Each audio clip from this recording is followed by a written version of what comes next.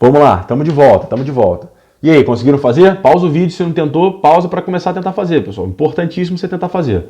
Olha só o que ele fala, vamos lá. Essa aqui eu não vou nem usar muito a caneta, não.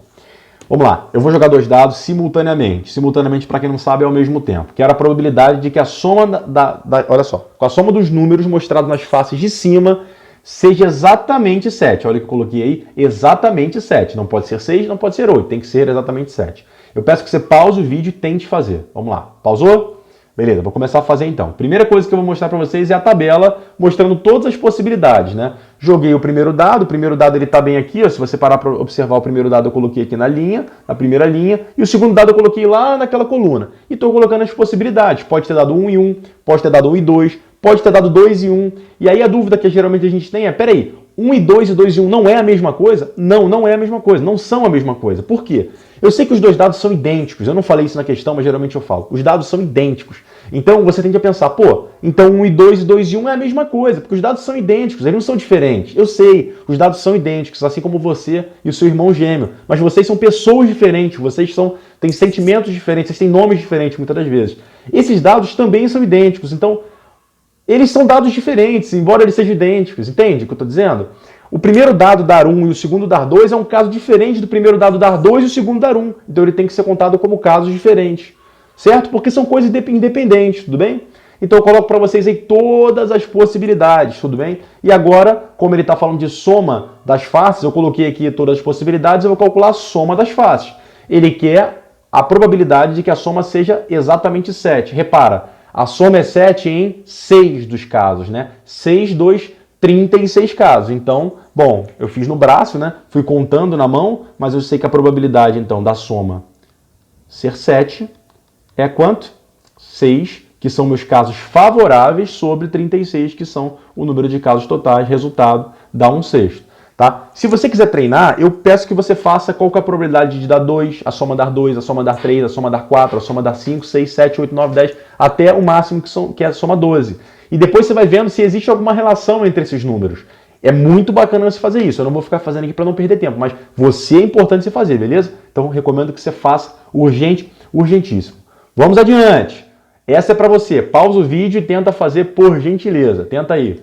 Pausou o vídeo? Então vamos continuar. Eu joguei dois dados simultaneamente e quero a probabilidade de que o máximo seja maior ou igual a 3. Pessoal, o que é o dado máximo? Joguei dois dados, um deu 5, um deu 4. Qual é o máximo? 5. Joguei dois dados, um deu 3, um deu, sei lá, 6. Qual é o máximo? 6. Eu quero que o máximo, não é a soma, eu quero que o máximo dos dados, dos dois dados, seja maior ou igual a 3.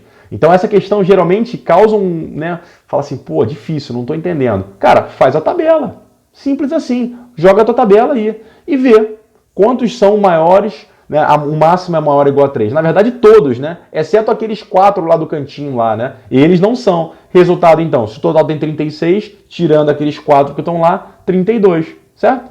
36 menos 4, 32. Então a resposta é 32 sobre 36. Dá para simplificar? Dá para simplificar. Vamos fazer? Tá a fim de fazer? Isso é continha, né? Só continha. Então a probabilidade ele é 32 sobre 36, tá certo? É isso. Na verdade a gente não fez assim, né? A gente fez o seguinte, a gente fez diferente. A gente falou, beleza, a probabilidade é o total, 1 é a probabilidade total, exceto o que a gente não quer, 4 sobre 36, certo? Só fazer essa continha aqui, que vai dar isso no final das contas, né? O nome disso é destrutivo. A gente já fez isso também em análise combinatória. Quer dizer, vocês fizeram isso em análise combinatória. Beleza? Só fazer essa continha que vocês matam aí também. Propriedades, algo importantíssimo. Então, não sei se você reparou, deixa eu voltar aqui, ó. Olha só. Estamos mudando de seção. Estávamos em seção 2, estamos indo para a seção 3. Exige mais maturidade, cada vez mais maturidade da tua parte. Então, vamos adiante. Pessoal, o que eu acabei de fazer na questão anterior é o que eu mostro para vocês como propriedade 4. O que isso está querendo dizer para você?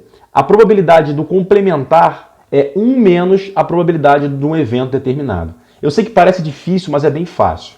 Vamos colocar o seguinte, qual que é a probabilidade de não jogar um dado e não dar 3? Bom, é dar 1, 2, 4, 5 ou 6. É só somar essas probabilidades, né? É o que quer dizer, é o todo menos aquilo. Isso é o que está dizendo aqui, ó.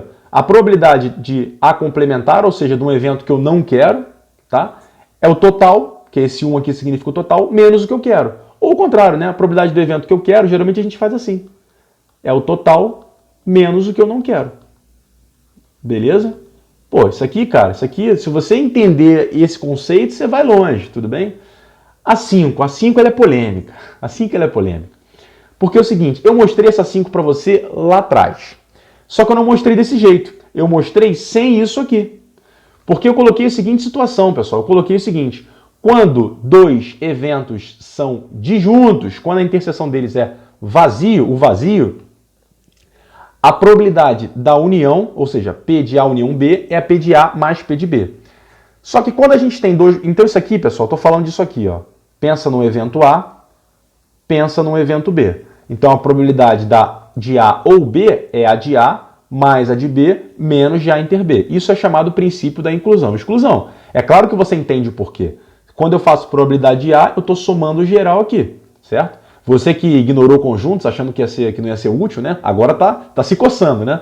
A probabilidade de B seria isso aqui. Repara que esse quibezinho no meio, essa interseção, eu acabei somando ela duas vezes, né? Então eu tenho que tirar uma vez só. E é o que está escrito aqui, menos probabilidade de A inter B, beleza? Se for aquele caso que a gente estudou, que os conjuntos são separados, são disjuntos, não tem interseção, a interseção é um conjunto vazio, aí você não precisa escrever esse A inter B, porque ele vai ser zero, beleza? E a propriedade 6 diz o seguinte, eventos independentes são independentes. E esse ponto é um ponto muito polêmico, tá?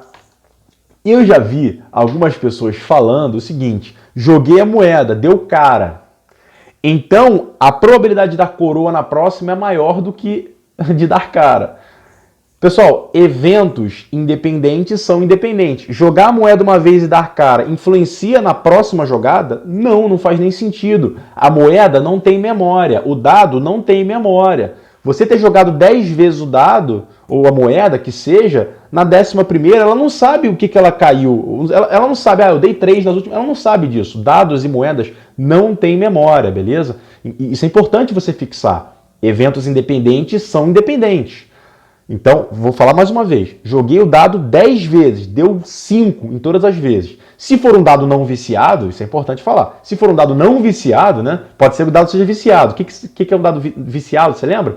É que ele não é equiprovável, né? A probabilidade de dar um resultado ela é maior que a dos outros. Entende? Como é que você faz isso? Pega uma moeda, bota no congelador, pô. Uma das partes vai dilatar mais que as outras, vai contrair mais que as outras.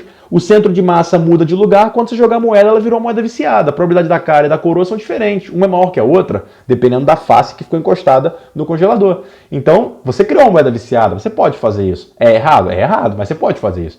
Então, no caso de probabilidades, né, de eventos equiprováveis, né, no caso que eu estou falando aqui, eventos independentes são independentes. Uma moeda jogada para o alto, né, ela não influencia o resultado dessa jogada não influencia no evento posterior. Eu espero que tenha ficado muito claro para vocês, porque isso é muito comum de ter problema, tá?